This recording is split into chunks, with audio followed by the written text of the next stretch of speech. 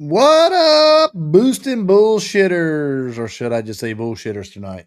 All kinds of bullshit going on tonight in the world of drag racing. I'm trying to share this crap because I'm trying to share it on my personal and my racing page too at the same time. So there's like multiple things because I don't always handle my racing page, if most of you know, because I'm not a social media guru, but I have a girl and a wonderful wife, Jax and Crystal, that handle that for me. My wonderful wife is Crystal, but Jax handles all my social media stuff. So that's right. So help us subscribe. Go back, look at past episodes. Help us out. We try to do this thing on YouTube, so it's we can get out there to the world. Facebook kind of keeps you down a little bit. YouTube we is. Check it out. Like, share, subscribe. So help a brother out. Who we got on there tonight? You got a lot of swag there, brother. What do you got on there? What do you got on? Lots of swag. You like this right here? I do. Jezel. This episode definitely brought to us by Jezel, along with Drag Illustrated tonight. Yep. We got some specials going on tonight. Jessel, Drag Illustrated. We got the Pressure Zone tonight, brought to you by Alliance Racewear, and we're going to put somebody on the hot seat and ask them some questions. So tonight we got a lot of stuff to talk about. We got two nice guys going tonight. We got Jordan Vandergriff, so we're going to get into that NHRA fuel side. And then we got the man Tyler Crossnoe, PDRA. So we got a lot to talk about with these guys tonight. What you been up to? Shoot, man, working. We're working. I did go to the NHRA race Friday night, but watched Jordan over there throw out a few big runs and came home, had to work a little bit, broke my damn phone yesterday, ran over that thing. So I've been phoneless today, which actually was very enjoyable till about 2 o'clock. How did you run over your phone? I'm trying to turn my volume up here. Well, when you're laying underneath a Landau trailer, pressure washing underneath of it, trying to clean your shit up, and your phone falls out, then you get in the truck and move it, and you run over it. There you are. And the way you are, no phone calls all day today till 2 o'clock. Golly, Ned, I'm not used to that. Yeah, here's the deal. All while this is going on, you're fishing. I was not fishing today. I was fishing yesterday. You were talking to me on the phone. So how was you talking to me on the phone if yours was broke? Mine broke right after that. Well, I called you fishing. You know what? I'm fishing. I'm going to call my old buddy and see what he's doing. I did end up catching the smaller fish, not the bigger one. Okay, there you go. I put the lure. I'm like talking to Steve, and there's a huge bass like right in front of me, and I can see him, and I'm like throwing the lure, and it's hitting him in the nose or her, and it just kind of whatever. As I ended up fishing this same spot, ended up catching a few, but nothing crazy. But I like that's my relaxation. See, we do other things besides just race too. Sometimes. So how did you run over your phone? You still don't understand. It fell out of my pocket while I'm laying underneath the trailer. And then when I go to move the trailer to clean everything off, because I do it like a dummy right in front of my house on the concrete and made a hell of a mess. So and I backed the tractor and trailer out of my driveway, bluey. There it is. Smashed to the ground. Did you see where I went the other night? Yeah, I seen that. Seen that. That was good for you. It was good for me. Yeah, exactly. Carolinas. Yeah. Beat those Canadians, send them on backpacking there, Spencer Hyde. You guys got to go back to where you came from there, eh? You still got to win the finals yet. Well, we got Vegas. That's right. Yeah. Dude, a buddy of mine that I grew up with, childhood friend, we still stay in touch. You know how things kind of get, but I knew he had season tickets. His son came by my shop and dropped off a flat tire, and he was like, "Hey, you need to call my dad. I can't go tonight. You should go with him." So me and him went. We tailgated, and he's got hell of season tickets, man. I can't appreciate him enough taking me. And I got some other friends that were there, and it was a hell. I wish the game had been a little closer. I'm glad of the outcome, but man, you've never been into an arena like that, dude. I've never been to a hockey game. I'm going to end up there. 110 decibels. I got a decibel meter in there, and that was 110 decibel. And wow. Yeah. So sound like a fuel car. So go Canes. We play tomorrow night. Beat those Las Vegas. What are they? The Golden Knights or some shit. Put it to them. 20 years, brother. 20 years. 06. I went and hung out at the creek on Friday. It's the first time I've been there without the pro mods. And you're not a spectator. You're not a spectator. No, I was there with Robbie, top sportsman buddy here, works on my trucks, just supporting him a little bit, helping him out, and got to watch Jordan and all the fuel guys, and what a show that is. Man, it's been a long time since Fuel's probably been to Budds Creek. I can remember the IHRA days, with Yes. the Warner truck. What the heck's his name? Clay Milliken. Yeah, sorry. Yep. I get on here reading all these names and I forget stuff. Clay Milliken and all those guys. I remember watching Bruce Lydon go down through there with no parachute, burn them off the back of them, 300 mile an hour, and get it stopped there. That's the one thing I do remember. Yep. So, there was a lot of shutdown. Looked like they had to push a lot of them off the end. So yeah, definitely. But like you say, it was a good weekend for racing. We had a lot of stuff going on all over the place. We had Shakedown in M-Town, Midwest kind of combined. We had, let's see, that NHRA stuff. They were a little shy on sportsman cars there. I think they were kind of where, if nobody's ever been to Maryland, Maryland's kind of a tight facility. It's kind of an older facility, and the parking is very tight as far as rig wise. right. And I think maybe they were, because I was there one time when they had like, God almighty, 700 or 800 cars, and they were parking them across the street and everything else. I don't think they wanted to get into that World Cup kind of situation they had. Yep. So they limited. They did have top sportsmen. They had super comp. I think they had comp and alcohol cars. That was it. And there was a lot of, it was a little more room left. I rode through there and I was like, damn, they could have had another class or two. Yeah, but you just don't really like what's hot in the Maryland area. I feel like Top Dragster would have been a great one to have there because there's a lot of Top Dragster, a lot of bracket racers in that area, and run Top Dragster. Dude, there's just a lot of different. Super stock would have been good. I thought maybe there. I mean, I feel like you could have brought some South guys and some North guys and got some super stock stuff going. But whatever. There was only 20 top sportsman cars with that. I thought there would be a lot more with the amount of top sportsman cars there in the area. Yeah, but I think maybe NHRA is intimidating to some people. There's a lot of rules, a lot of not so much safety standards. We all have that, but I think there's a lot of I don't think you can go faster than 620. Yeah, there's a cap there somewhere along. Yeah. So I think there's a lot, which you probably shouldn't be going faster than that in top sportsman car, but I think there's a lot of stuff that intimidates a lot of people about NHRA, and NHRA is intimidating itself just because of the stage that it's on. And I mean, you go out there and you try to do your best. And I saw the Safel car in the finals. It was two local guys in the finals, wasn't it? It was. I think so. Yeah. Yeah. Yeah. It was a good show. It was a lot of people there. Yep. It definitely was. Good for Royce Miller, Yep. One of my favorite tracks.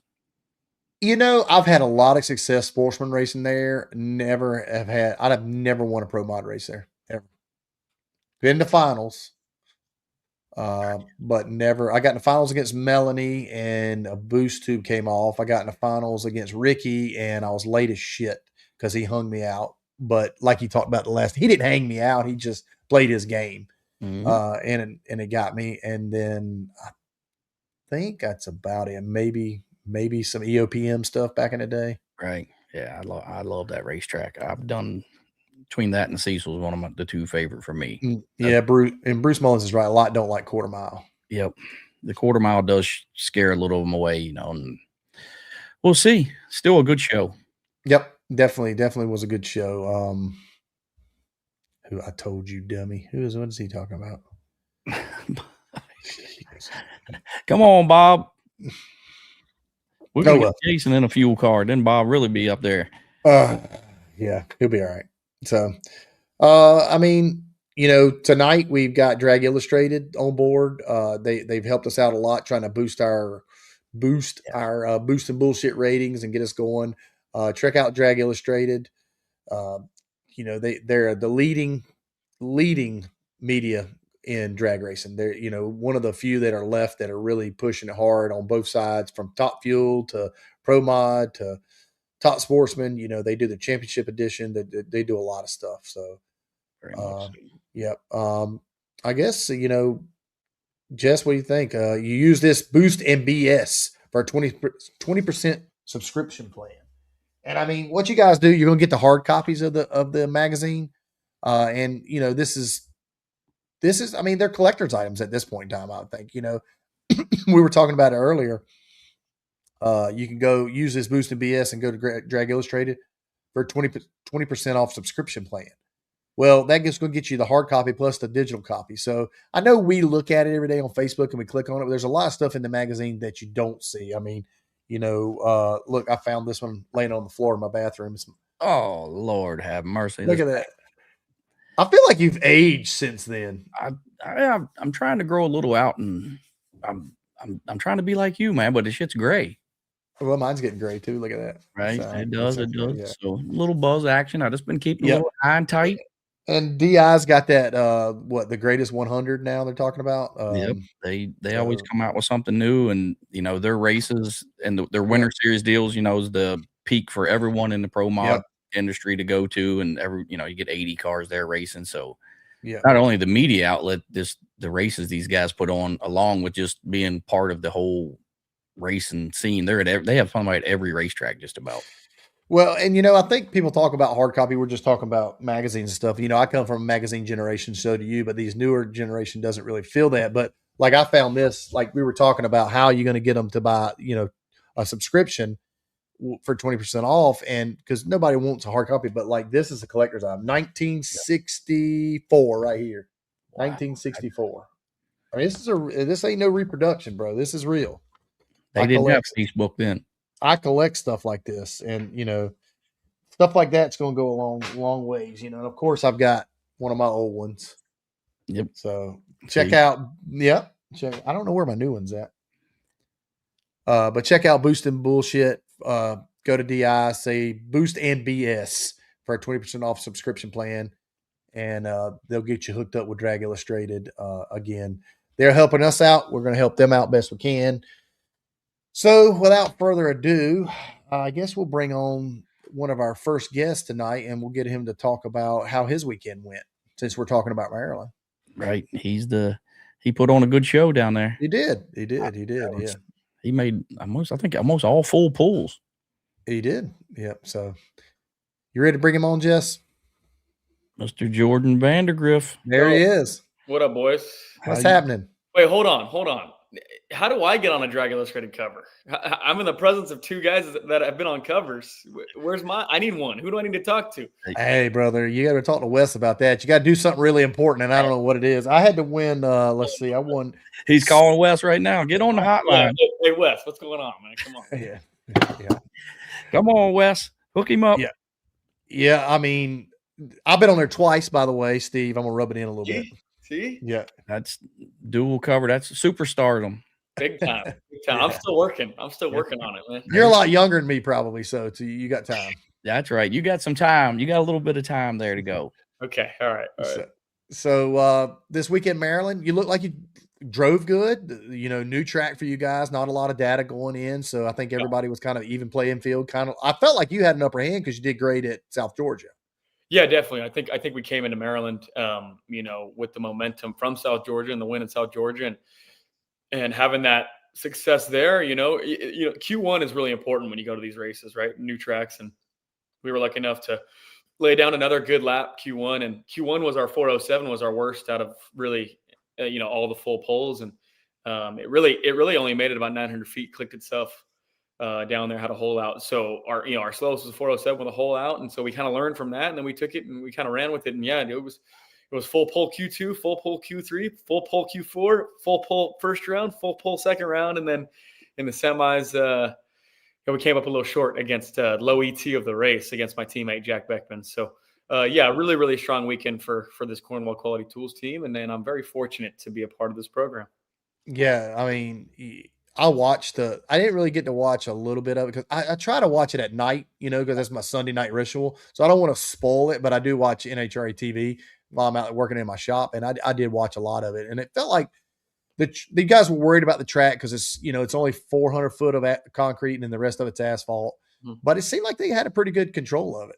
No, definitely. I mean, I was coming into Maryland, you get there on Thursday, and there were some fans walking around on Thursday, and they're all telling me like, hey, like you guys are going to set records here. You guys are going to go fast. Like, the small tower roll, whatever, we all love it up here. We all go fast and quick. And was like, man, these people up here in Maryland are really talking this racetrack up. So maybe I need to start holding on for this, you know? And, I think it just ended up being so hot, but the track the track was 125 to 130 the whole weekend. And, but to be that hot and to hold what we all had, I mean, everybody made some pretty strong runs there, especially the top fuel guys. You know, the Colette crew, they were on firing on all cylinders, and a lot of I think the funny car racing in Maryland was the best. I think we were all really, really close and competitive. And when I looked back at all the rounds and looked at all the numbers, everybody was right there, and it was real close. So even my second round against Chad Green, it was very, very close race, and we were lucky enough to come out on top. So yeah, it was a great racetrack, and I can't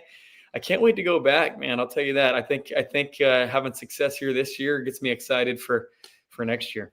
Well, I think Royce just does an absolute great job at that racetrack. He takes it to heart, and you guys come in there and make those big runs. And we normally with the pro mods, like Jason said, we either run when the air is really good and go really fast there, or we're there when it's 140 degrees out. Okay. But I thought the UV light got you guys some. Yeah. Because there wasn't a cloud in the sky. No, that's the thing. That's what I was texting my uncle throughout the weekend. He was asking about things, and I was like, he's like, man, it's he was looking at the weather, he wasn't watching, but he was looking at the weather app, and he was like, man, the numbers look good. I said, yeah, but you're not here, man. There's literally not one single cloud in the sky. The sun was just beating on the racetrack. But like I said, even for no clouds and the UV rays hitting the racetrack like that, it really held us. We really could still make full poles. And I knew going up there every time that Chris Cunningham, Jason Bunker, and my boys had this car put together. And I just knew, I was like, well, it's going to make it to the finish line. So just keep it in the groove and go for it. How much input do you have as a driver as far as tunability? I mean, I know there's some guys that just get them and match the gas, and there's some guys that like to have a say so, or they're like, hey, I feel this, hey, I feel that. I mean, what is your part? Other than driving, my job is to shut up, not say anything, and listen to Chris Cunningham and Jason Bunker, and get in the car and drive it. So okay, and I am well aware that they know better than I do. I'm still new. I'm young in my career, and I've got a lot to learn. And right now, I got to put all my focus on the driving part of it. I want to be the best driver I can be. And, they'll give me a little bits of information, stuff that I need to know, might do this, might do that. But for the most part, I kind of don't want to know anything either right now. I kind of just want to get in the car, feel it, whatever's going to happen is going to happen. And I want to react to it. So, maybe, I've got an interest in it for sure. I just don't think right now is the time, but I want to learn. I have a great opportunity to learn from the great people at John Force Racing, and maybe, in the future of my career, wherever it goes, maybe it could be up in a lounge one day. So we'll see. How does that affect you come into a team like that with and take over a car of that caliber? And I'm sure there's a lot of aspirations stepping into that car, right? So you going into a season with a lot of eyes on you. Yeah, but you know what, guys, not to BS you guys, but I didn't want it any other way. I wanted to come in to, it was a great opportunity. The Cornwall Quality Tools Funny Car, won the last 2 championships, and it's under the John Force Racing banner, and you're driving a funny car for John Force. I mean, I don't think that's awesome. I don't think it gets much better than that in drag racing. So I don't think it does actually. So, coming in, I knew that, there was going to be big, a lot of eyes on me and our team. And, but like I said, I think I was ready for the challenge. Guys, I've been waiting for this opportunity for many, many years. And I felt like I was ready. So coming into this year and I was ready. And I think, the proof is in the pudding right now. We ran really good so far this year. And so far, so good on my end, with the driving and things like that. And, still learning. But I think 7 races into the season, I think we're 5th in points and only 50 points out of first. So that's good. Yeah. I think what we've got going is really, really strong. We're going to be there. We're going to be a contender at the end. Yep. So what did you do prior to Funny Car? Have you drove anything prior to that? Yeah. So I grew up at the racetrack. My uncle raced Top Fuel for a very long time. So I grew up going to Pomona, Sonoma, anything on the West Coast, watching him race and kind of just watching him and everybody else who was racing at the time, John Force, Tony Schumacher and everybody, Doug Coletta, guys I'm racing against now, Antron Brown, and, watching them and thinking, wow, like this stuff is crazy. Like it's unbelievable. Like how do these guys and girls even do this? Like go that fast? It was crazy to me. And But growing up in it, you kind of get that itch for it. I know you guys know you get that itch for it. You're at the racetrack, and I was like, okay, let's go for it. So I drove Super Comp. I drove Super Comp, and then I went to Top Alcohol Dragster. Drove that for a year, and then made the big step up to Top Fuel, which it's quite a step. I'll be honest, quite a step up. And drove for my uncle and my uncle's team for a year, and then that's when it all, I got things went certain ways, and then I had to do some certain things and stay involved in the sport. But now I've got the opportunity, the job of a lifetime, really, working for John and driving for John. So this funny car, it's different though. I was a dragster guy before this, but now this funny car, I think I'm a funny car guy now. I think Pro Mod and funny cars are like, I think I think there's a lot of same people. Yeah. That thing looks like an animal. I mean, that's what Spencer kind of told me. Spencer is like, there are a lot alike in similar ways.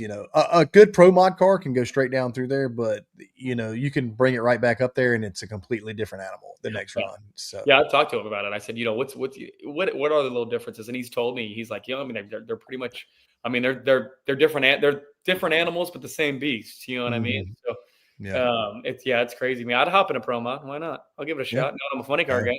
I'll give it a shot. Damn right. Hell, it seems like everybody is lately, Yeah. So everybody's getting into Pro Mod. Yeah. It seems to be the hottest thing right now for sure. And I'm not saying that because that's what we run. It does out there. Drag Illustrated Winter Series and all that. It really does seem like the hottest class in drag racing. Yeah, for sure. For sure. I just wish NHRA would make it a pro class. Well, we've been pushing. I can't agree nor deny right now. Yeah. Right. But and that makes sense. But he's pushing for it. No, we need it. We need a little help. I think we'd get a little more, like a lot of people would move over there if we thought it was a professional category and we could get in there, because the guys that run over there do a great job, and it's a great run organization. And just like Steve said, they were done at certain times, so like how the show is going to go.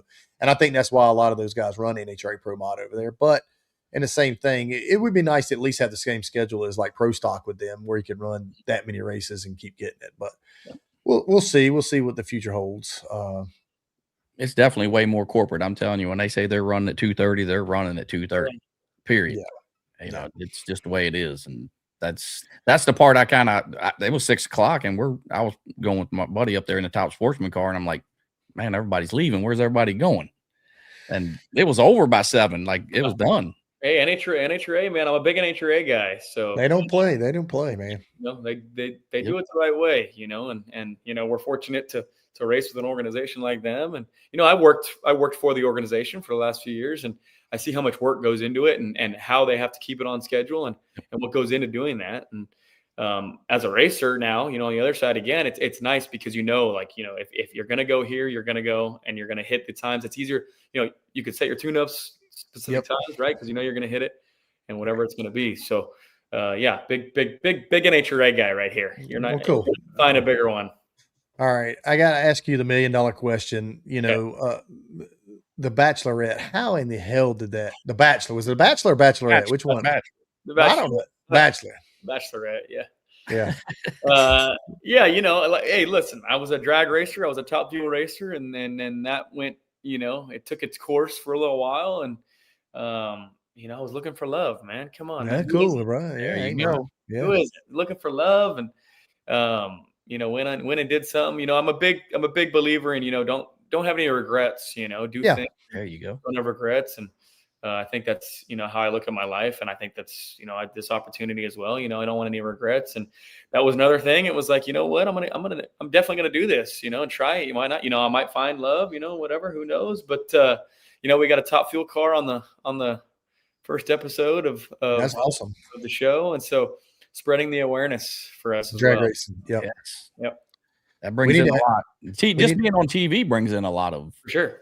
Well, yeah. I mean, anything we can do to keep drag racing in the mainstream, get it out there, because I think sometimes we get a bad rap on some stuff. And, NASCAR has done a great job of kind of turning the corner and taking that outlaw feel out of it. I mean, maybe they went a little bit too far at times, but I think they've done a great job of putting it mainstream. And I feel like Fox and NHRA and CBS and all these companies that have come together have kind of done their whole their diligence keeping it. John Force has done probably the best job of anybody. Oh, yeah. And that's now I'm part of the organization, and being involved with NHRA and Fox for the last few years and seeing the TV side of things and seeing how we can get it, to a broader audience. I'm a drag racer. I want our sport to be broadcast to as many people as possible. And I think, that's one of my goals as well, is to get it to as many eyeballs as possible, because I think drag racing is the coolest thing on the planet. Yep. And what we do should be shared with everybody. Yeah.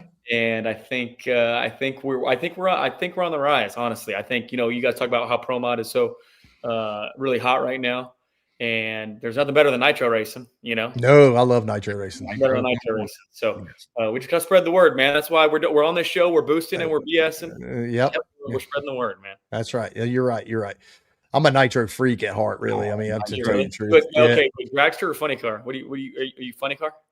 You know what? Funny cars scare me. I'd do it. I ain't gonna say I wouldn't, but do it. I mean, I think I'd try. I can't. I mean, Spencer can do it. Hell, I'll do it. See, there you go. Look at that pro mod competitiveness just came out. Yeah, exactly. He does. Look, he's used to driving them flat hoods, Jordan.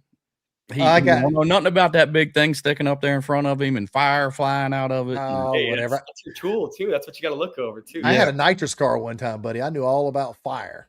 Oh yeah, that happens too. Sometimes. Yep.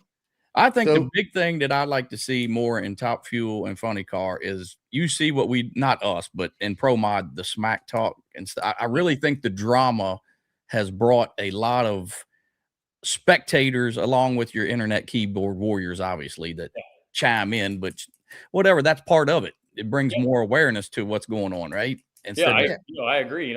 Being part of the Fox broadcast, and I knew from a TV aspect what we kind of wanted and needed, and I think we have a lot of natural storylines this year in the NHRA that have kind of played themselves out and are happening in the moment, and I may or may not be involved in one of those storylines. So I love it, and I can't wait to continue this year and see where it takes us and what's going to happen.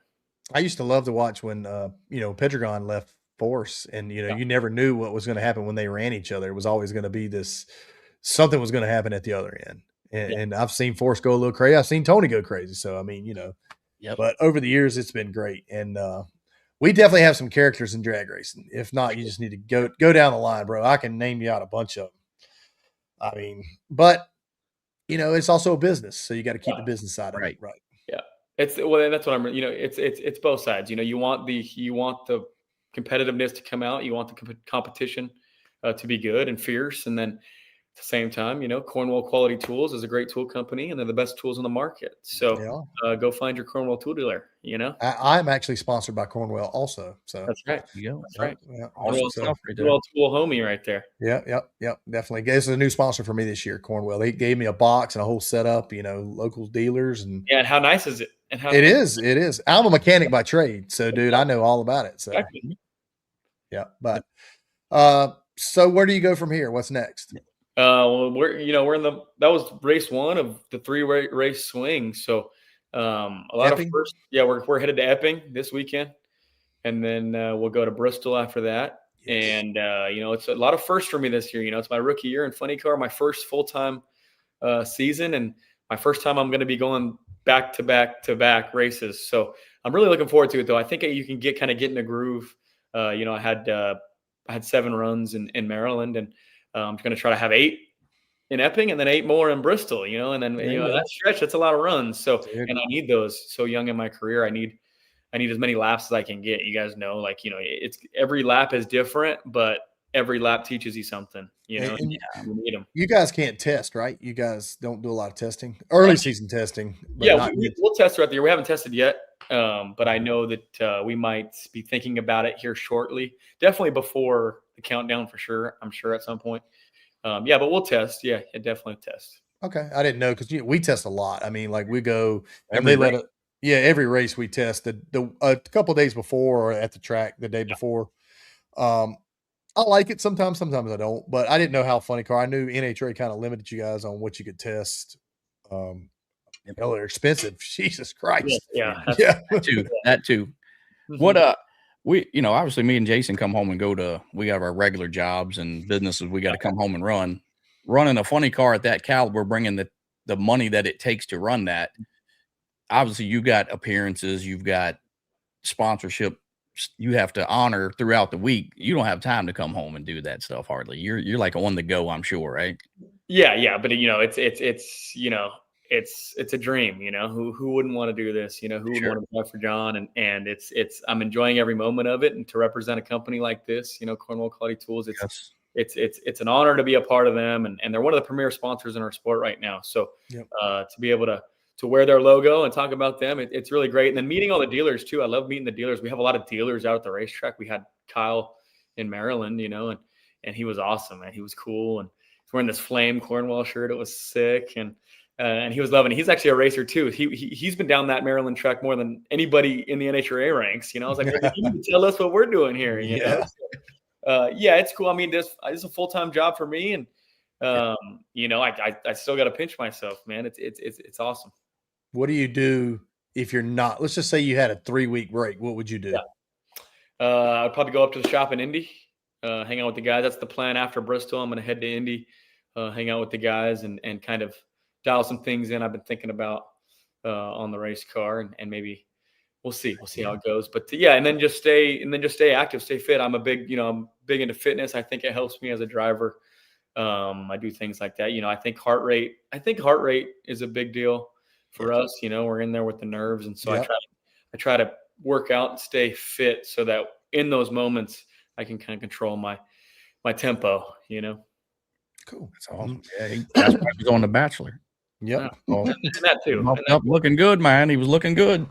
I'll try, man. Hey, you look good in that Jessel stuff, man. I got a lot of Jessel stuff, baby. You got to have them just like you guys. And definitely. So you guys, they're hitting a pro mod sitting up there in that John Force shop somewhere, is it? Don't fib to us back there in the back. I'm not going to let you touch the damn thing if it was. Come on, man. Come on. Good Lord. Okay. All right. So you got the big man Force. I mean, your relationship with him obviously is pretty good, I assume, or, you know, he had to step away, just age and time. And I think he's doing a great job on behind the scenes, but you know, how does he affect your day-to-day stuff at the racetrack? Is he there most of the time, or is he just? Yeah, John's there. John was there all weekend in Maryland, and he'll come by each morning and kind of tell me what he's thinking. And he helps a lot. He comes and when we were racing Jack, he gave me advice, and he's always in your ear and he's talking to you, and I'm always listening. You know, when John comes up, I shut up and I listen. You know. Yeah. No shit. Yeah. And he talks to me and tells me certain things about driving, about sponsor stuff, about whatever needs to be done, and I'm trying to just take it all in and enjoy it. And I think the coolest part about driving for John is when you're in the race car, sitting in the water box, and he always comes up and gives you a thumbs up in the water box. I'm like, that's like, if that doesn't fire you up, like this guy, I mean, you're talking about. I'm sitting there, I'm strapped in, I'm like, getting ready to go. Funny car body's up. I'm looking over the injector, and then John walks up and he goes like this, and I'm like, let's go, man. It's time to go. I'm ready. So it's unbelievable. I mean, John Force is my boss. It's crazy. Who could say that? That's what I'm saying. I can say something that probably not a lot of people can say though. I flipped John Force for dinner one night. Really? John doesn't know me from Adam. He comes down here to we had a winter car show, like big deal. He came down here for an appearance thing. This has got to be 30 years ago. And me and my dad and John went out and we ate at this real fancy restaurant in Greensboro. And John and his wife ate with us, which, I'm starstruck. Like, dude, I'm sitting over there like, and I'm trying to get words in, but I can't really talk to him because I'm eating dinner with John Force. And he goes, "You guys want to flip for the bill?" I mean, I'm sure the bill, it was like 10 of us. I'm sure the bill this place was like stupid expensive. Yeah. And we flipped and I won. He lost. So he had to pay. There you go. That's a great story. Man. That's my John Force story. That's your John Force story. I love it, man. I've seen him. We was towing that car to the staging lanes. Of course, John was leaving in a car and he was behind us. And I was like a little kid. I'm 55 years old. I'm kicking. Hey, say guys, it's John Force behind us. Check it out. That's John Force is drag racing. Yeah. Period.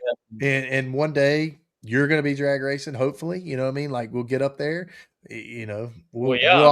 Yeah, that's the goal. I mean, if I'm being honest, I hope so. Yeah, that's the goal, and it being part of this organization, it gives me the opportunity to possibly be that, and driving for John and learning from John and about everything. He made his career, his life, everything was in drag racing because of drag racing. So he is the model, he is the icon, and he is who I look up to, and I ask him all I can. Maybe me and old King can come to Bristol and we can hang out with you. All right. Go. All right. Yep. What's stopping you? Anything? I don't know. We might have a race that weekend. I don't know. I'm not sure. Really? Yeah, okay. Maybe not. I don't know. I hope not. I would love to go. Make a little trip down there.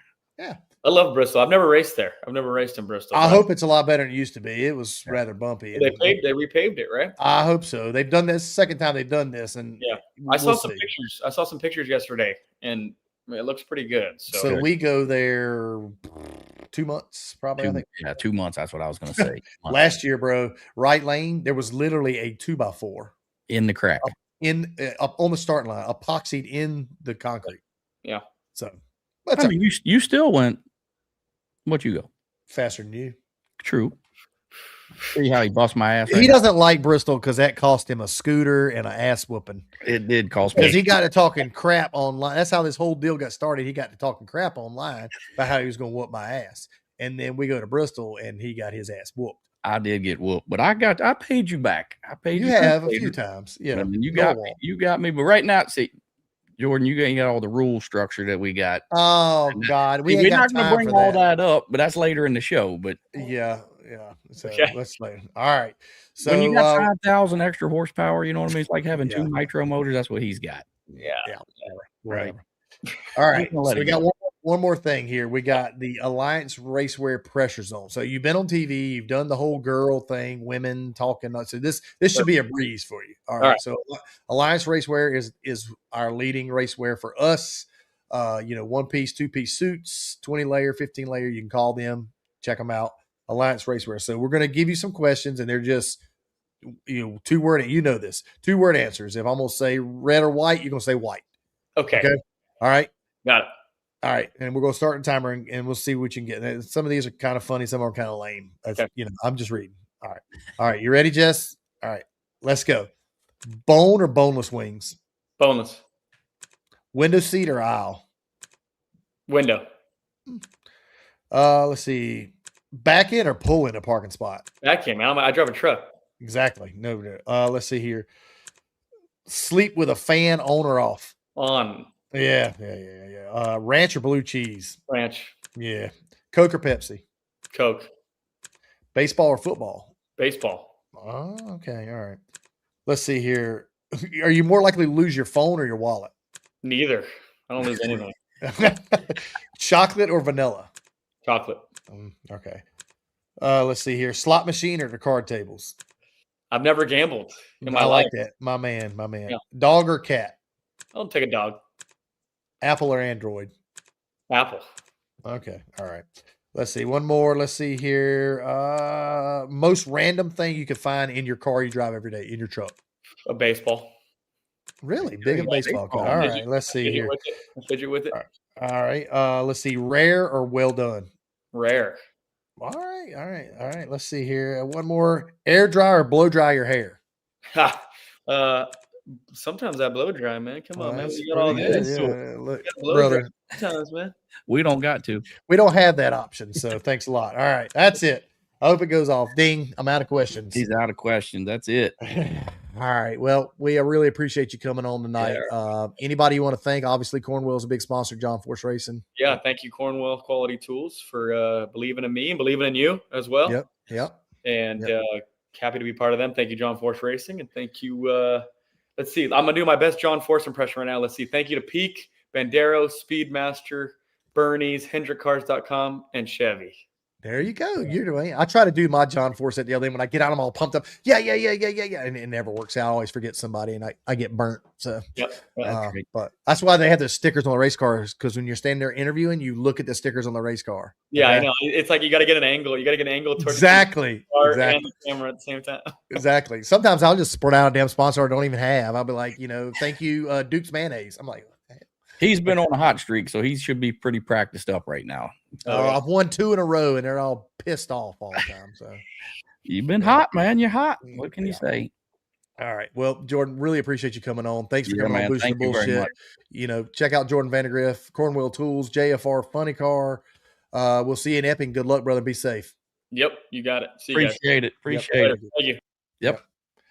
How was that? That was pretty cool, man. We always talk about pro mod and stuff, and everybody getting on here, and I try to get into more life stuff, but Jordan is 100% funny car. I mean, well, top fuel racing. Yeah. So, he'll have a lot of stories to come. He's get a little older and get like me and you, have some cool racetrack stories to tell.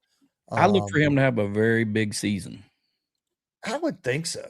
I do. So. I really do. I mean, he was a championship car. He's a great driver. I watched him up there staging and all that.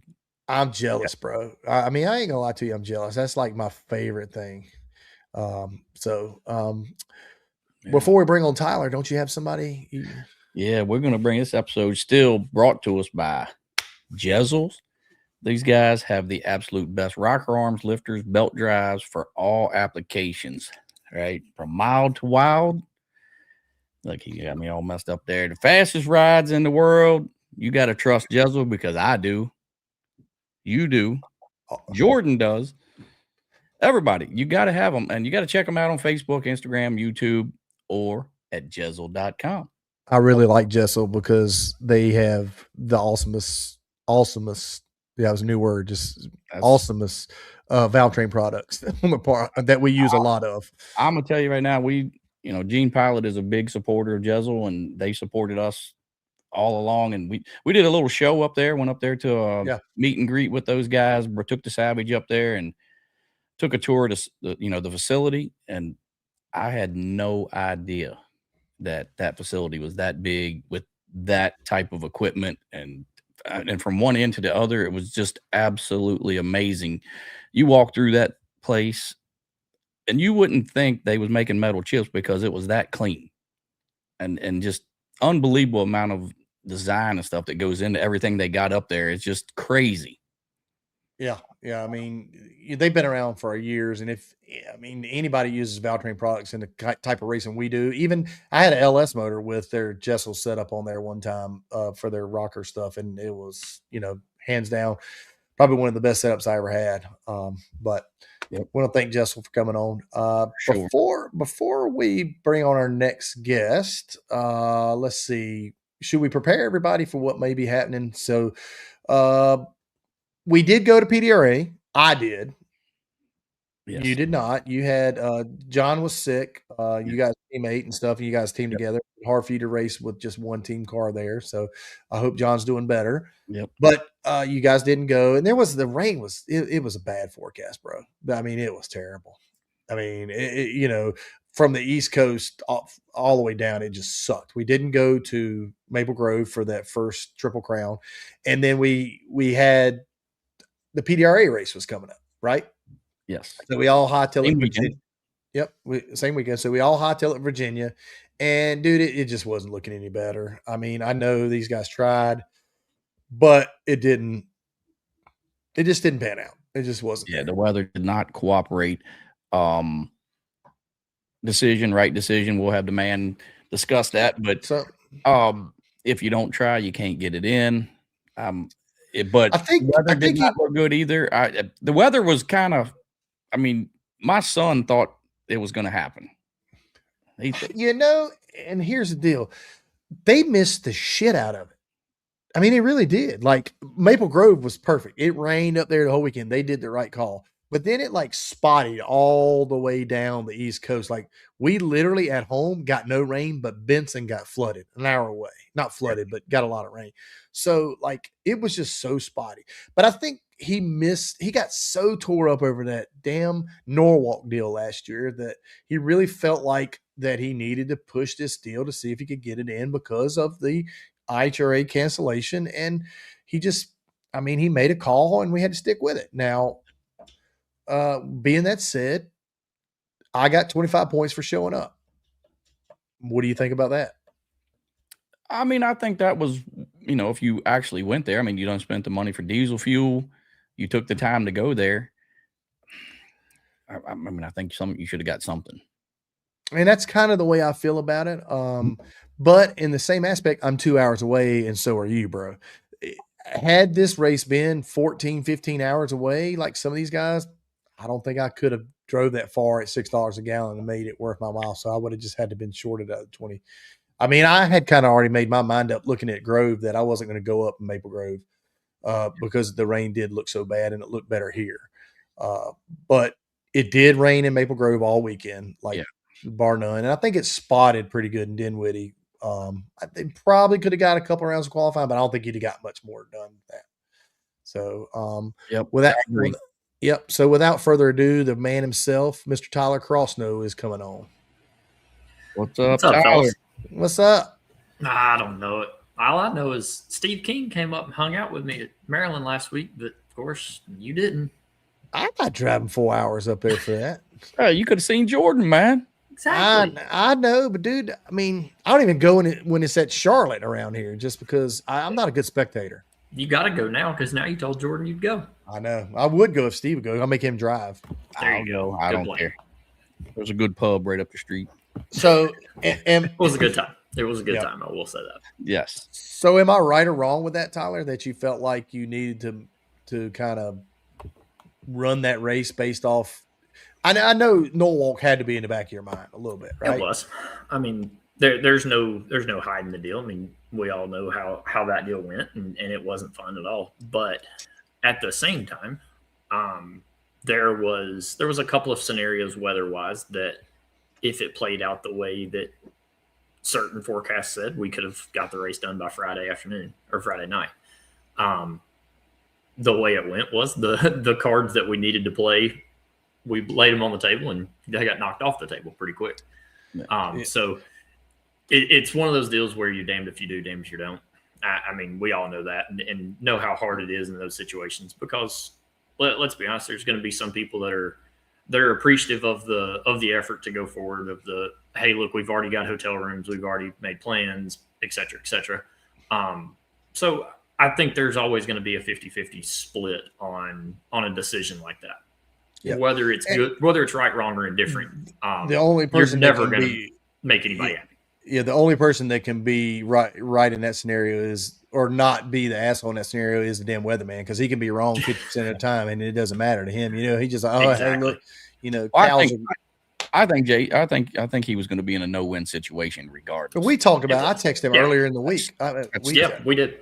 Yep.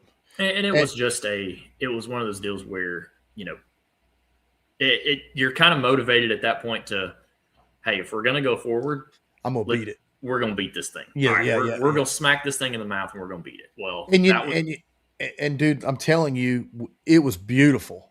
It was beautiful Thursday until 2:00. Yep.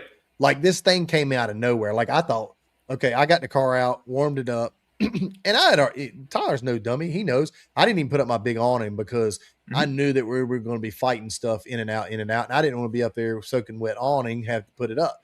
So small awning out, just basically warm the car up. They run some 7 pair of Top Sportsmen and the bottom literally came out of nowhere. The bottom guy. Yeah. And Virginia's a very hard racetrack to drive. It's in a bottom. The dew point and the temperature got to the same point. And that was what got us. Yeah, there's no way you could fix it. Yeah. So he said, hey, guys, we're going to try it in the morning. And if you looked at the forecast was better. And we should have got all of Friday in. Yes. If you go off the forecast. Yeah. And we wake up and it's misting rain. Temperature and the dew point are the same. It was a no-win situation. Somebody, had he could have run Sportsman all day and, bracket bash and probably wouldn't have had that big a deal later on in the day. But when you're racing caliper cars that he had there, somebody stands a chance of wadding something up. It's just not worth it. Just not worth it at that point. No. And it would have been, I would have loved for it to have said, hey, look, we got Q1 in on Thursday. If we could have got Q1 in on Thursday, that changes Friday completely. Yeah. When we lost the Q1 on Thursday, it was kind of like, all right, we have to have all the luck. And whenever I saw and I even have called it the dreaded VMP do and missed because it's like, yep, here it is. Like it's going to be perfect 800 feet up the road. but right here in the bottom, it's going to have that mist, and it just ate us alive for a couple of hours. And I'm like, yep, it's just not going to go away. It's funny, we've called the PDRA the Professional Drought Reduction Association. Yeah. We've been in a drought here for like 2 or 3 months now. We haven't had any rain, and I'm thinking to myself, freaking Tyler, all Tyler's got to do is have a damn race. Yeah. So the damn farmers need to pay you to show up. He was That's what I keep saying. He was at the creek, and it didn't rain all weekend. That is, you know what? It rained all week until the event, though. Correct. Exactly. So, but giving the guys 25 points that showed up, I felt like was great because those are the guys. Because, I mean, granted, only drove 2.5 hours, but there was some guys that came a long ways and who really supported the organization, and they were coming no matter what, and they did it, and they deserve something for showing up. And I felt like that was a stand-up thing, and I commend you guys on that. You can take my 25 points away, I'm still going to say the same thing. I mean, it was a stand-up thing to do. It's a no-win situation. You're running a short series this year. Tommy doesn't own the racetrack anymore, so you're kind of limited on where you can go and what you can do. So you guys have done the best you can with what you got. And, we're going in. We got Maryland next. Back to Budds Creek, and then we go to Bristol. Looking forward to go to Bristol this year. Actually making an announcement on Thursday for some additions going into Bristol. So no shit. Okay. All right, cool. I felt good. We've been working on it for honestly over a year for an idea that we've had and just kind of been slowly pecking it down the road. And I've said I always wanted to do it at Bristol. And then whenever they were putting the investment in to redo the racing surface, that actually it looks very good compared to some of the profiles that I've seen and some discussions with Jimmy Owen and Trey and the guys down at Bristol. Everybody seems really happy with it. So looking forward to that. I hope the announcement. Gonna be fun. I hope the announcement is all centrifugal cars get 100 pounds off for that race. Yeah, because elevation really kills those, doesn't it? It does. I can't. You can get on 2-step. They won't run with 56 there. Was it 100 pounds or was it a 32 jet? I can't remember what the. Ooh, 32 jet would be awesome. Steve's like, hold on, what the hell? I'm going, God Almighty. All right. So getting fired up. Let's go on and get it out there. Let's go. I think everybody's been watching. What? It wasn't 6% of pulley, was it? What the flip, man? I mean, like I'm watching, and everybody's flying up here, and we all know that racetrack is good. That racetrack is good. If that is the best racetrack in the country as far as surface. 100%. We'll back that up until the day that I'm done. That is the best racing surface in the country. Absolutely. Yep. Just too bad it's in the middle of nowhere. But they do a great job. Jason and them Petersons, they do a great job keeping it. Samuel, hell of a track guy, knows what he's doing. They have a great race up there every time we go. I love going up there. But they were flying. The air was decent. Big number. The air was decent. I won't say the air was great, but the air was good. Yes, I agree. All right. They're 40 pounds less than we are at PDRA. Mm-hmm. They weigh 26.20. Mm-hmm. Okay. My combination. I don't know about. Yes. What is the difference on what is the screws? I didn't even look up there. You're supposed to do your research here, dummy. I didn't even look. I guess I was supposed to too. I think the difference is the same. It's just less. The split's the same, but it's so you weigh less than 2,600 there. I don't know. Just look up Midwest Pro Mod. Yeah, look up Midwest. I don't go out there. Now I'm looking too. But agreed. It was. They were flying out there. Yes. All the radio cars were doing good out there, and all of a sudden we get down to the finals, and the man that was supposed to be in the finals is not in the damn finals. I was very confused. I'm not going to lie. Yeah. I was very confused because they never said anything about what was going on. Never said what let's see here. It says Swan was at 2650. So there's no way a screw weighs more there, I wouldn't think, unless he's got a lockup or some shit. That's what I would say. I thought 2650 was lockup. So you take 92's 2635. So y'all are 10 pounds heavier than we are there. I like that. Damn it, I'm going to run Midwest. See, you would run 49 out there. I mean, no, I would not have. Then we thought you had 98 over on the blower. No, let's see. There you go. See, look, it just pops right up. Yeah. So here's the deal. For those of you who don't know, Midwest Pro Mod had the Shakedown race there this weekend at 131. 131 Midwest, they run a totally different set of rules. They have their own rules. But let's see what she got here. She's reading it. Anyway, she can scroll. So Jacob McNeil, the story's out. He's got a screw car, an orange Duster. He runs IHRA with me. He's running. He's doing really good. Everybody there's running really well. I mean, there's a lot of PBs there, a lot of personal best. Yes. I mean, Paige Coughlin comes out there and just annihilates the field quick. That one, there were 3 runs to me that were like above and beyond impressive at that event. That one was one because let's be honest, Paige hasn't made a ton of runs on a Pro Mod car, but she was thoroughly impressive. In that. Second one was the turbo car that Shane T tunes on. Oh, 222. They went 222 and went 361.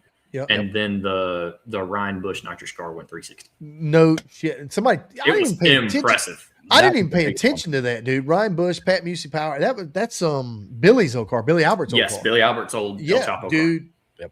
Friggin' went right down Broadway 360. That was the biggest one I thought for the weekend. I agreed.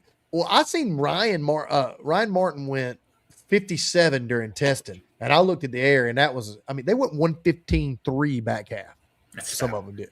Yeah, exactly. So I mean, we're looking at that, but I mean, dude, I don't know. So anyway, all of a sudden, Jason, what was the correction up there? 104. It got to 102.9 one time, but the DA was kind of low. But this track just supports big horsepower for some reason. Like I feel like we go really fast up there every time we go. I've been 890, 60 foot up there a bunch. Racing surface is just so good. It is really good. Like you can just pour the power to it. You can, and it really, really is good. So Jacob McNeil's running really good. He beat Kai Kelly second round. I don't remember who he beat first round. Kai Victor. Beat Victor. Victor first round.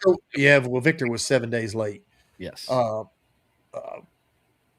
Kai goes red against him. Yes. Right? And let's see here. I think that's right. Yep. Screw. Here we go. 92 over without a lockups, 26.35. So you're 15 pounds heavier than me. Are you 3-speed? Yes. You are 3-speed? Yeah. All right. So go back up to centrifugal. Where's that at? Down, I think. Down. There okay. All right. 4.9 max bore space, 526 without lockup, 2660, but I get to deduct 25 pounds for 4.8 bore space. So yeah. So you're even. Yeah. So okay. So anyway. Yeah, you don't shut up. This ain't about me tonight. We went from the hot seat on Tyler right over you. I like that. So anyway, that's what I've been planning the whole day. Damn you. So McNeil he wins first round against Vic. He wins second round against Kai. Kai goes red. Third round that would have been semis, right? I don't remember who he had in semis. He had the guy with the Mustang. Aaron Wells. And Wells went red. Yes. Wells went red. But McNeil goes 56. He's been like 57, 58, 56.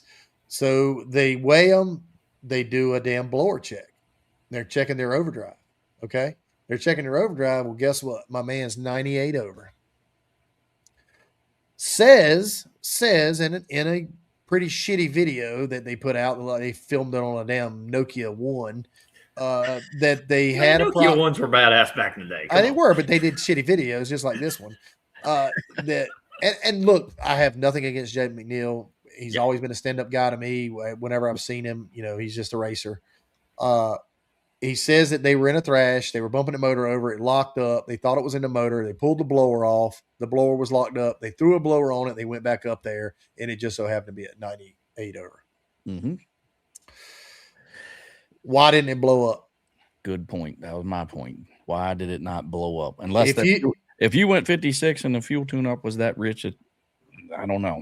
I don't know going from 92 to 98 what you got to do as far as main jet. What you got to change. I don't either. That's what I was going to say. Is what you if you're making that change, you're putting way more air in there. Yeah, so you got to put some. You definitely got to make a fuel change. Let's put it. I think it's like six pounds of air, ain't it? something like that. That's what I was going to say. All right. So if it's 6 pounds of air, I know what happens if I put 6 pounds and don't add no fuel. She goes woo woo. I say it either had to be really rich, but or you got real lucky. Yeah. Yeah. I don't know. Could have could have some Gold Spark Plus. And he said that he was racing outlaw stuff down in Texas because that's where they're from, and they were down there testing, and that's why they got confused. But I mean, I thought you outlaw raced at 128 over, or 125 or whatever. Yeah.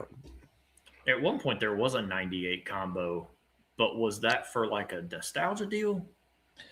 Yeah, and he may be because he had a nostalgia body. What was that? Is that the NHRA rule? Is it 98 yes. NHRA if you have a nostalgia body? 94, I think. 94. I thought I was going to say 94. Yes, 94. I knew there was somebody that had but I think they took. You that could out. Run more blower with a nostalgia body. I think they took it out because Craig Sullivan pushed for it. Yes, and he would know. Yes. So he 4.8. And he does run a 4.8, right? Mm-hmm. So yeah. Okay. So I don't know if it works both ways, and I don't know. Yeah, I don't know. So he says and that's got to be embarrassing. Bad deal either way. If it was a mistake, and I'm going to give it. Look, I'm going to play Judge Judy here. If it was a mistake, and I'm not going to, put anybody on blast. They're innocent until proven guilty. Yep. If it was a mistake, man, that's got to suck, brother. Yeah. That's because now we haven't had a cheating scandal in pro mod in forever. My biggest gripe about it is, and Tyler, you've been on the hot seat for rules. Obviously, me and you have seen different directions on rules, but they ruled the shit out of centrifugals. You guys, I'm talking to you, Steve. You guys have been you guys have been so focused on the centrifugal and what advantage we have that your guys are over there. They're cable locking my damn charger. If I change chargers, I got to go get somebody to come over and look at it, measure it, and then we put it on there. Did we forget about the screw guards? I mean, you guys are not capable of cheating, I guess. Obviously somebody was. If they did, I mean, I want to give the man, the benefit of the doubt. Yes, absolutely. Right, because he's a racer. And shit happens. And shit does happen in the thrash. But it lived the full length of the racetrack too. So that all the internet warriors are out there typing and plugging it in and stirring the pot. And either way, his shoulders are down because that's a hard deal. And as bad as you hate to say it, the internet makes it worse. Yes, just because half of them want to talk just to say they were part of the conversation that have no piece in it. And he made the comment that he said, you guys can take me every run from here on out. I mean, obviously he's got a black eye already, so that's already going to be, let's just put the shoe on the other foot. What if I blow a blower up? I grab a blower out of the trailer, I throw it on there, it's a 144 blower. Correct. Well, I was going to say, what if you were limited to a 136 and you grabbed a 140? It would be the exact same thing. Right. And as a racer, we got to give him the benefit of that, I think. I do too. But he still had 98 on the blower. So, I mean, he got kicked out. I mean, the run didn't count, whatever. But that also shows the importance of tech, spot checks. Yes. Tech. Of doing tech. Because I feel like things of it. The one thing that we can all learn from it is, hey, there are spots where you check fuel or pin jets if you're on 632 class for us or whatever. You can't check everything on every run, but at the same time, you can have a plan of this round of qualifying, you check screws, this round of qualifying, you check centrifugals or whatever it may be. But it does raise a light for everybody in the sport of if you're going to have limitations on power combinations or on rules or whatever, it's just as important as hitting the scales to check that stuff at least once a race. And I think we've become lax in the tech department because we're all a bunch of good guys. Yes. I like to think Steve's not going to cheat. Steve likes to think I'm not going to cheat. I don't think Ty and them are going to cheat. Tutaro, they probably think I'm cheating, but no, they know I'm not going to cheat intentionally, stuff like that. I mean, I've had it happen last year. Billy Banica changed motors down in Florida at Snowbirds and came across the scales 60 pounds light after he whooped my ass. And he didn't know it, not 50 pounds lighter after he come across the scales. I mean, he just changed motors, but something was different in the motor. I didn't go across the scales because I got my ass beat. So guess what? We're both out. That was my stupidity. and Billy didn't do it on purpose. There's no way he pulled that. He was going from his NHRA car back and forth. He just didn't know.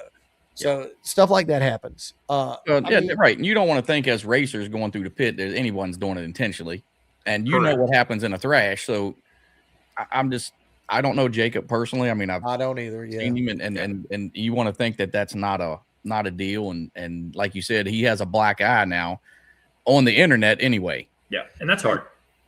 And obviously that's hard to overcome. Yeah. It'll cool off. I mean,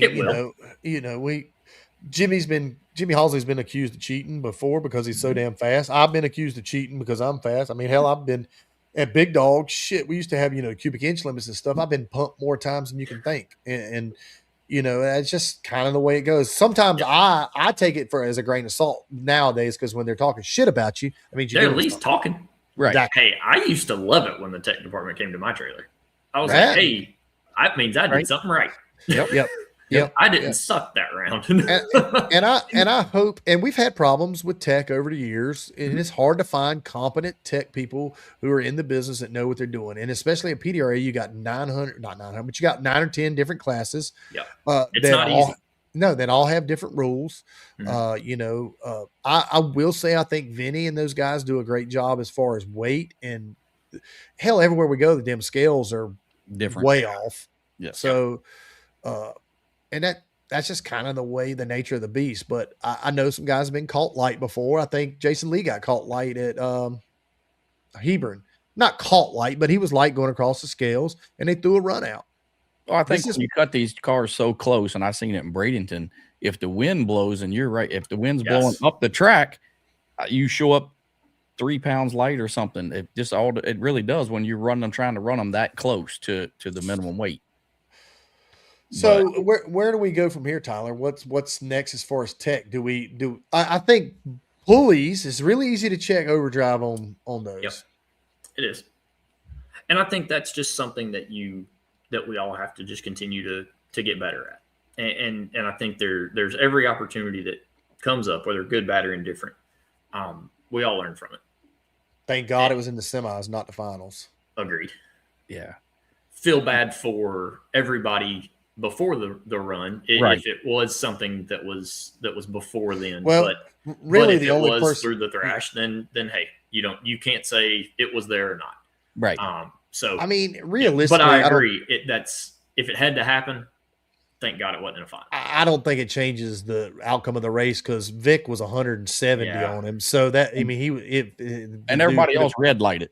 Yeah, and Kyle went red. So I don't think it changes. Well. Now, if it was prior, qualifying, it would have changed the ladder. It would change the ladder. But they said it happened in the semis. So I mean, me as a racer feels a little bad because he really was running. He was running good, and he was running well. You don't want to think that just that pulley made him run good. Yeah, agreed. Because they were running well, and they had run well pretty much all weekend. Had made really good laps, and everybody was running. Everybody. Yes, there was not very many bad runs at that racetrack.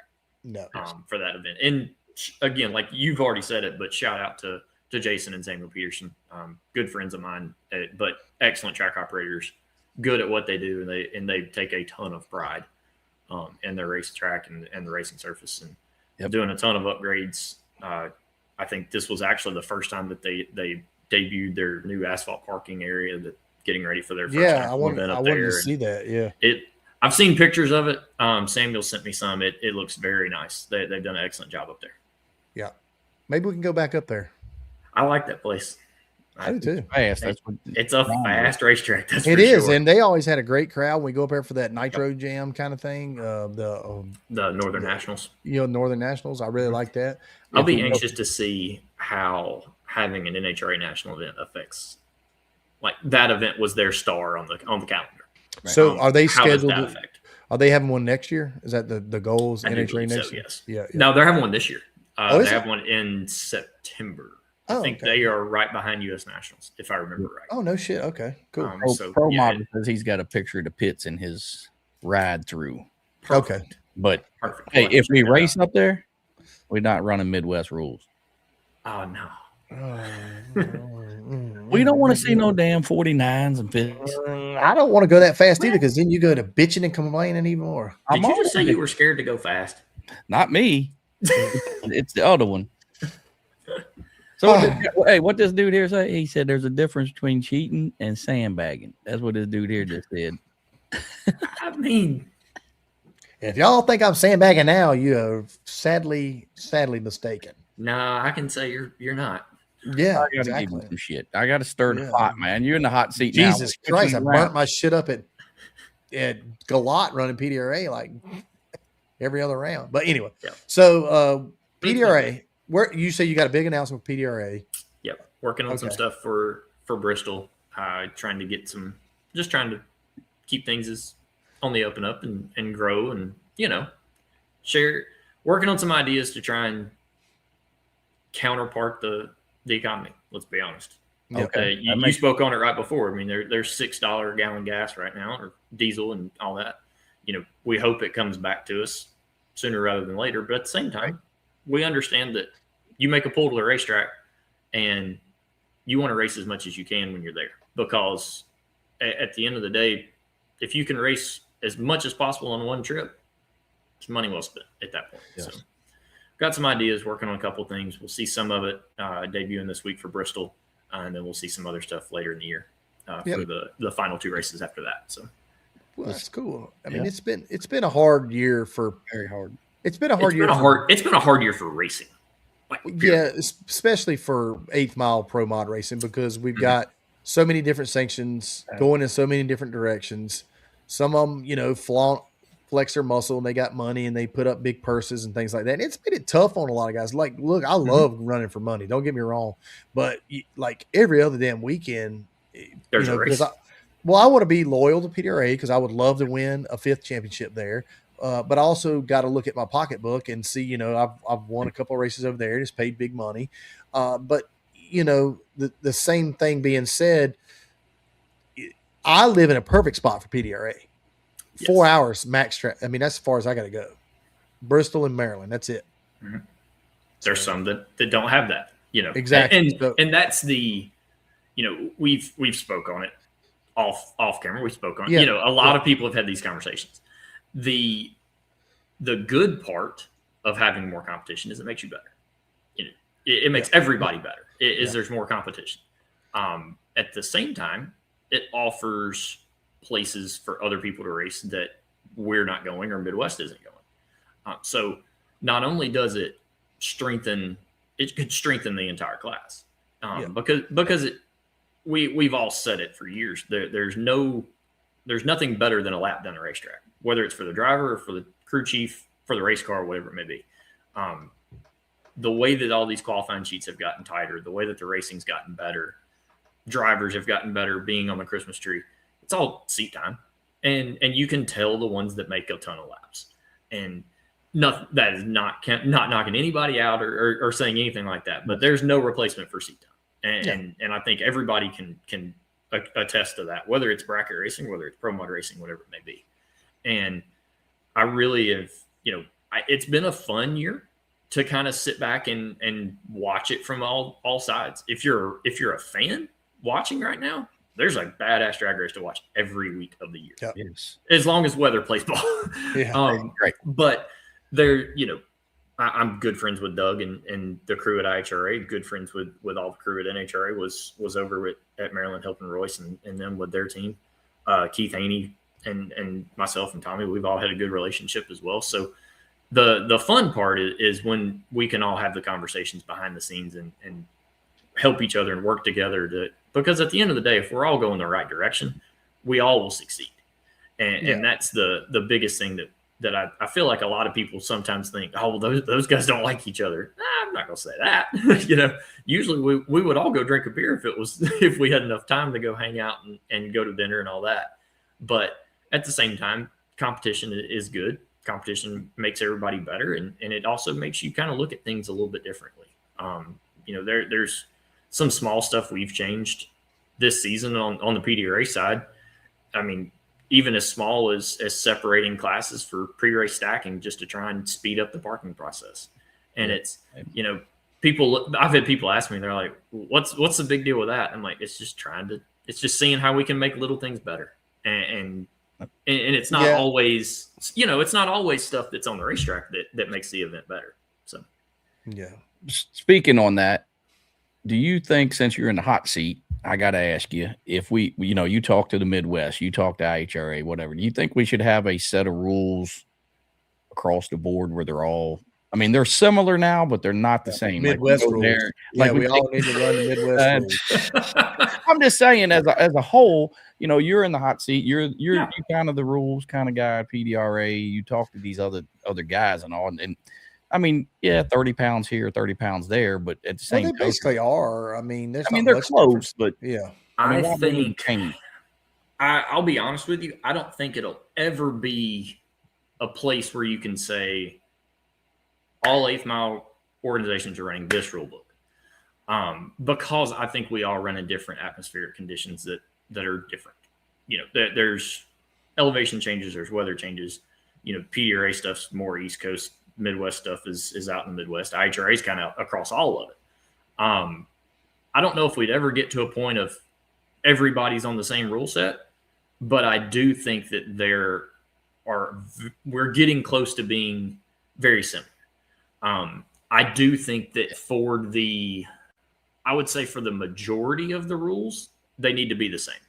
I don't need, PDRA doesn't need to be a 140 and NHRA doesn't need to be a 136. Yeah, Midwest doesn't need to be a 98 and PDRA doesn't need to be a 92. I know it's a sore subject or bad example right now, but at the same time, that's the truth. Yes. I think those parts of it need to be the same, but because, while we're all promoting and trying to get people to come to the races, we don't need to be able to say, hey, Steve, we need you to go buy another blower pulley so you can come race with us. Or Jason, you need to go buy another blower so you can come race with us. That's not using our heads. That's not helping anybody at that point. I think there'll always be a little bit of difference in weight just because of, NHRA and Midwest still have the nitrous combination in there. I know Bob Glenn has been running out at Midwest with the Roots combination still. Mm-hmm. They've got a couple of turbo cars with Ed Thornton. So I think you're always going to have the navigation of that, of kind of, yes, we would all love to say, let's put it all in one spot and everybody's on the same level playing field. Yeah. But I really don't know if it ever gets to that point, because I don't know if like a turbo car rule on the East Coast would be the same as it is in Tulsa. On the West Coast. I don't know. I don't know how that turbos rule out West. Yeah. Correct. Yeah. Yeah. So I think there'll always be a little bit of difference, but I think I would say for 90% of the rule book, yes, I think we all need to be close to the same. I mean, I agree with that. I still think there needs to be a panel of guys that we need to get together and maybe discuss this in the winter. Level-headed guys that can talk. I mean, I'm not level-headed, so whatever. I was about to say, so that rules you out. So exactly. My dad obviously can't be a part of it because he's not level-headed. But I mean, guys that are level-headed that can discuss and look at data and make educated changes. I was really upset about the rule change initially, just for the simple fact that I felt like that they wanted overdrive and we got weight. And did it slow me down? Yes. Did it put me where I need to be? It tightened the field up a little bit. Obviously we saw that, but we came off of Darlington, which was a Hail Mary run place. And it was, and we're going to see it. We're getting into the summer. You're going to see it tighten back up. We saw it tighten up this weekend, up there. There was only 10, 15 pounds difference between them, and they were right there together. Yep. It will be interesting to see. And that's where, I've said for forever, you need a fall and spring rule book and a summer rule book. But I don't think that's actually possible. No. Because that is the hardest part is you get to, you see teams make good runs at a Darlington race with that kind of weather. That was, we say all the time, you'll never see that again. But then you all of a sudden see a race that's that good again.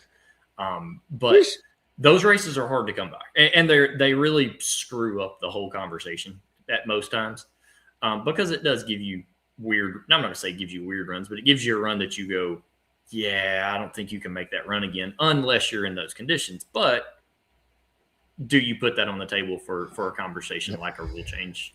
Yes or no? Has a blower car won all year? I just got to ask. That's because we Well, raced. I mean, better hell, than we you hit raced it twice. I was going to say, Yeah. And we had to finish that at the same race. How about anywhere? listen. Here's the deal. No. I'll answer. No. Because they I were will cheating. It's because they were cheating. I'll answer that for you. No. Cheating. It just, who's been number one at almost every race? Why are we so quiet? Stay I don't know. down. He's I'm whispering. just I trying to don't bring know. it in real quiet because I don't want to. I don't want Bob to get in the comments all fired up. But I'm waiting on Bob to come over the left shoulder, actually. Exactly. So, no, I mean, it is hard. It's very hard. I think we can get together and come up with strategic rules and sit down with some level-headed people and come up with things. And then maybe it'll make your job a little easier.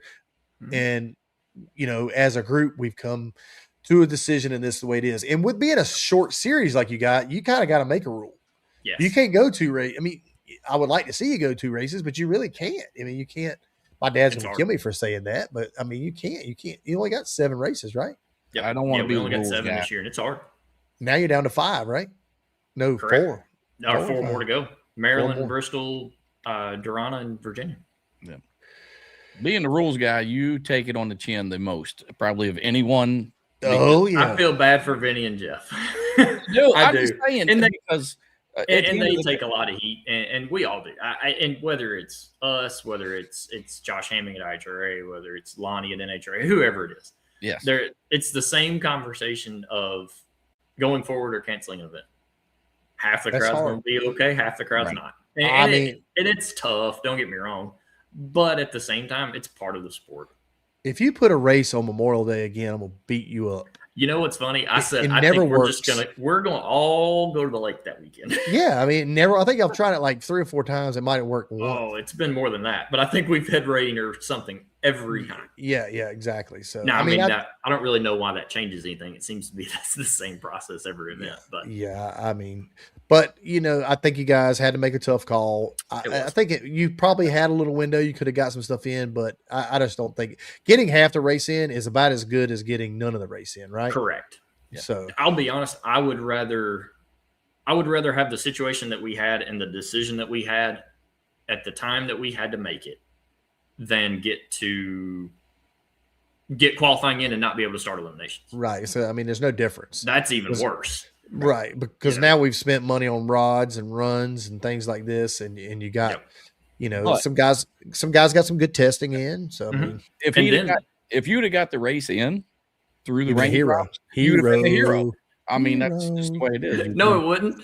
Because Steve would be right now going, you know what? I just stayed at the house and now it cost me a championship because you had to go out there and try to fight the weather. We had a man down. You did. And shout out to John. I hope he's feeling better. God, I heard he had kidney stones. Somebody said he had a kidney stone the size of a tennis ball. I just heard kidney stone, period. And that was enough. Yeah, it was not good. You got to feel for that. Anything medical, That's the same situation like with Matt Smith this weekend. Oh, I know. Golf. That was terrible. Scarier. Yeah. And then I turned around. I walked up to the starting line for something on Sunday just to check with one of the guys that was working down there. I turned around and there Matt was. I was like, oh, shit. Weren't you in the hospital? Look, dedication. Hey, I had a vasectomy on Tuesday and raced on Thursday. I don't want to hear you shit. What was that? Man, I had a vasectomy on Tuesday and raced on Thursday. Look, nobody ever said you were the smartest human to put a helmet on, okay? Exactly. I won the race. I couldn't even get out of the car. I was going to say, on Monday, you was not happy. Oh, I busted my stitches open. Stuff was hanging out. My wife was cussing me. You should have. I got a picture, but you don't want to see it. Nah, we don't need to see that. Nah, bro. So, dude, you've been married way too long to need that. I'm just saying because absolutely helps. I'm just telling you. You don't look. We're live here, but let's be honest. You've been married way too long for all that.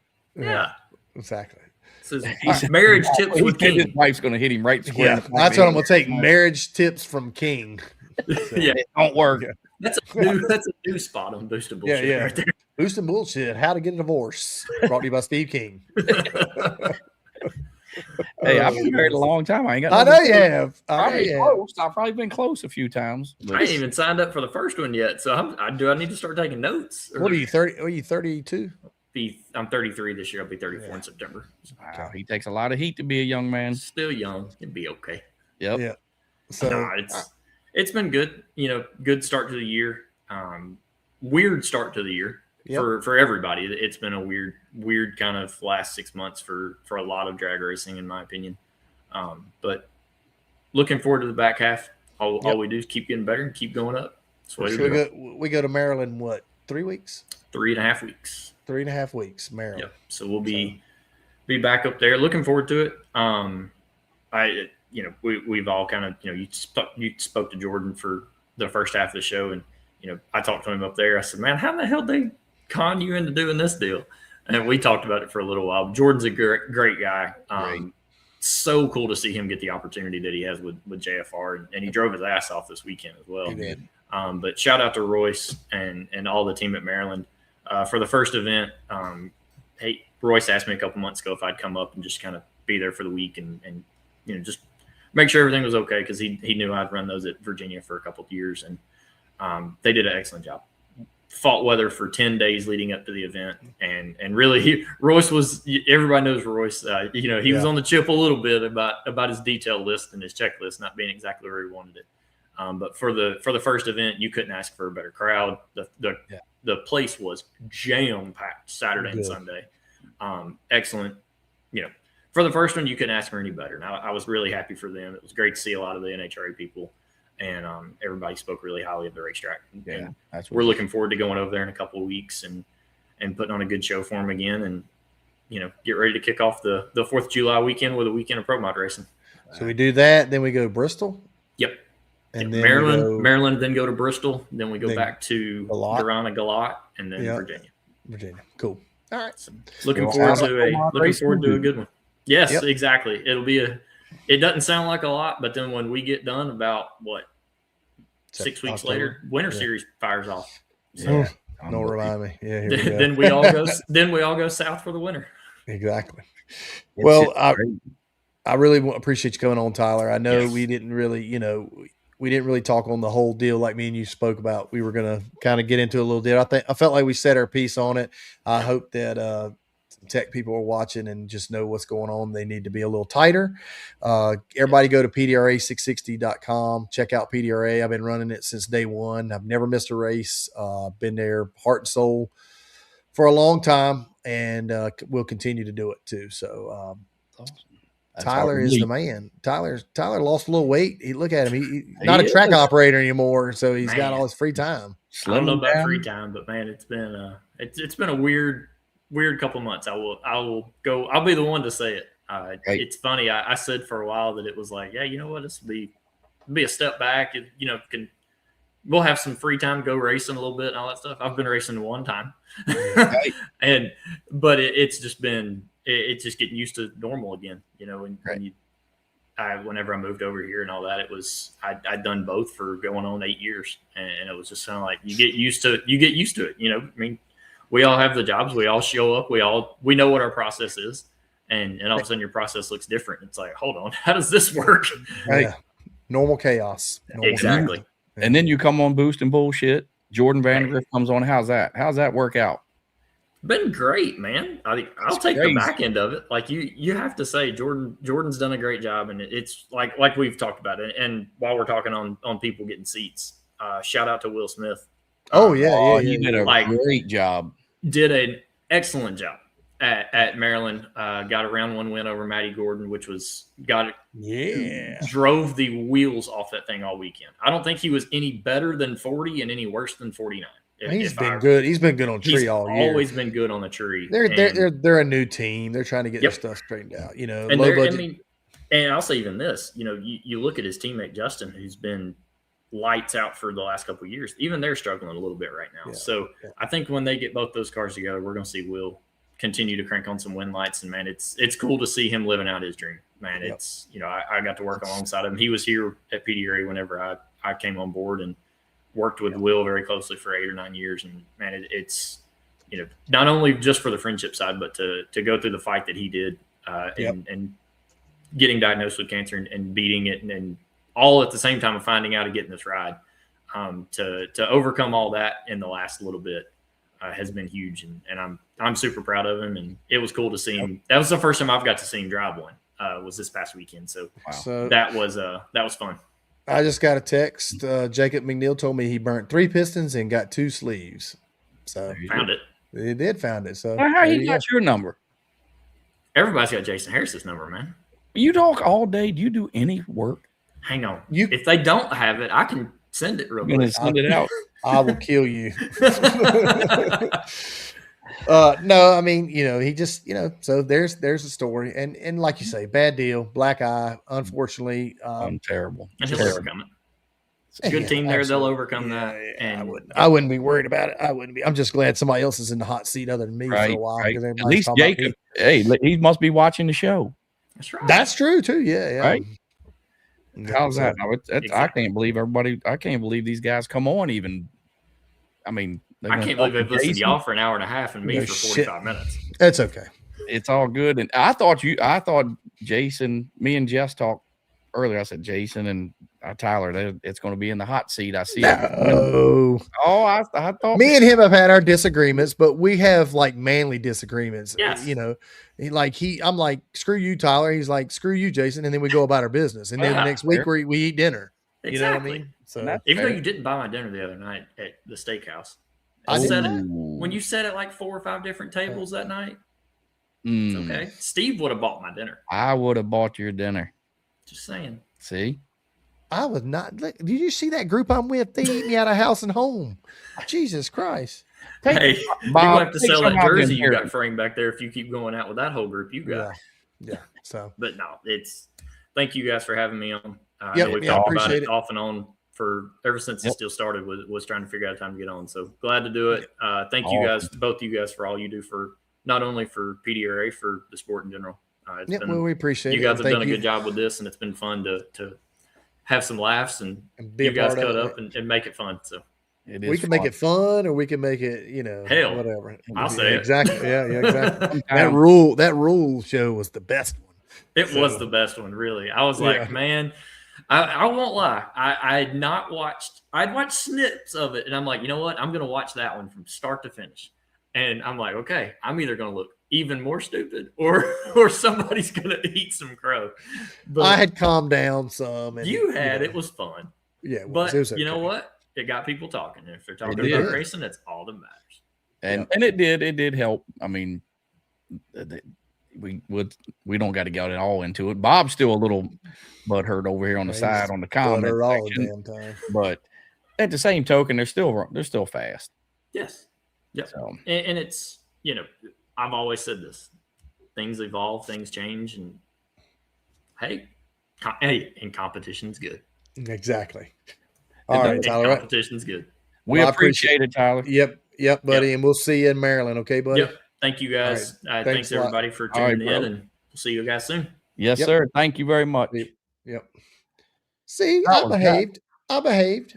You did. That's unbelievable. And no, I mean, what can you say? You can't file. You can't get on to the guy. The guy's trying hard. I mean, obviously we all do. I do shitty work at my job all the time. I'm not the best boss. I was a mechanic, and all of a sudden now I'm in charge of 10 guys to be a mechanic. I never was a business major. He didn't grow up thinking he was going to run a damn organization or a racetrack. So you kind of got to go with growing pains. So if you can take construction criticism, just like we do, just like I do every day, my father comes in here and tells me what I'm doing wrong. And then we just, we keep on getting it. Same thing with you, Same stuff. My son is my ass every day. I see roles are reversed in your situation. It is. He knows what he's doing. And I don't. And you don't. Yeah, exactly. Same stuff. Yeah, exactly. Look, we got Jello in the house watching even. Good.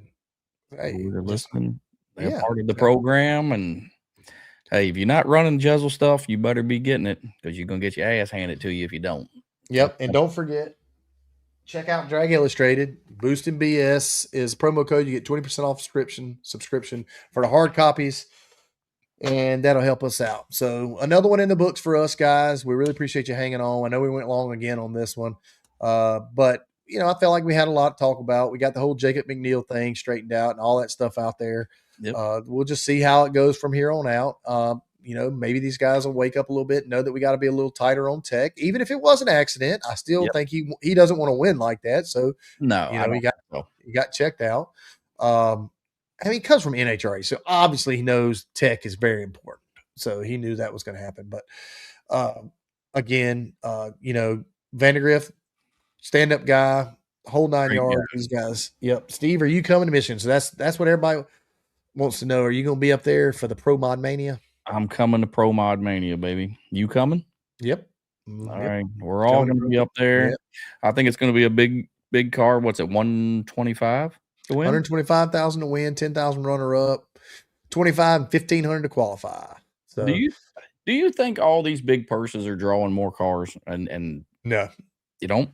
I think you could have had the same amount of cars for 50. Think so? Mm-hmm. I think that's how bracket racing got in trouble.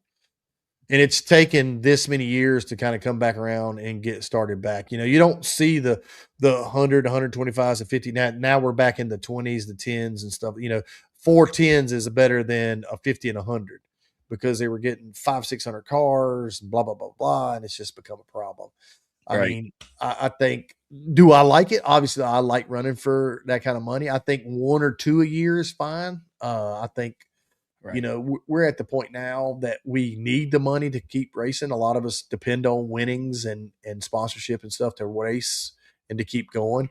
I think some crew could care less. They would rather have the trophy than they would the money. But and that's fine. That's totally good. I mean, I love them all, but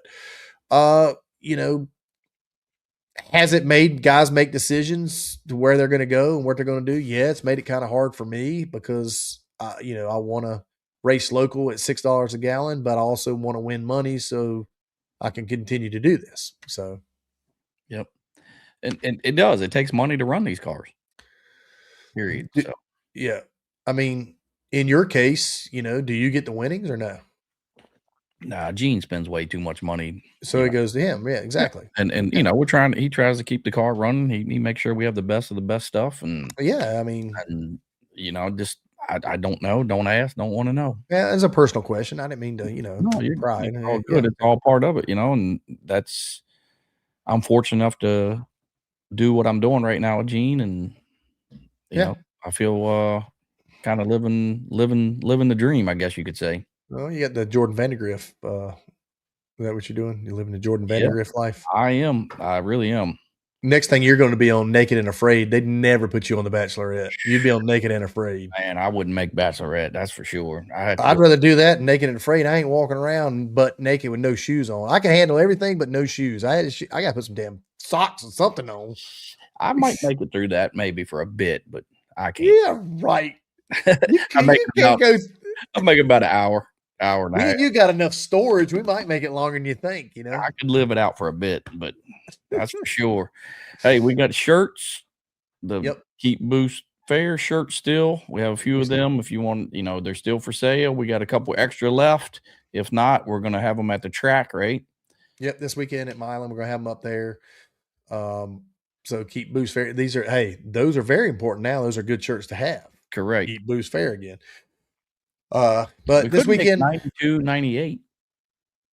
92, 98. What's the new one? 6'7". 6'7". No, 6'7". But now the new one's 6'9". I'm like, what? I don't know what the hell that is. I can't keep up with the new stuff, man. I got to work. I don't got time to look at all that stuff.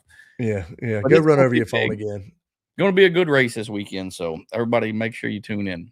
All right. So again, thanks for tuning in to Boost and Bullshit, presented by Jessel. Jessel, the leading product in valve train and Drag Illustrated. Boost and BS for a 20% subscription. Check us out, Party Time Racing. Check us out, Pilot Racing, and the Boost and Bullshit show. Like and subscribe, guys. We'll see you next time. 2 weeks. Be right after this race coming up. So that's right. Don't forget our 2 sponsors, Drag Illustrated and Jessel Valve Train. Make sure you guys jump on board with those guys. Yep. Yeah, you got it. So we'll see you next time, guys. Thanks for tuning in to Boost and Bullshit. We're out.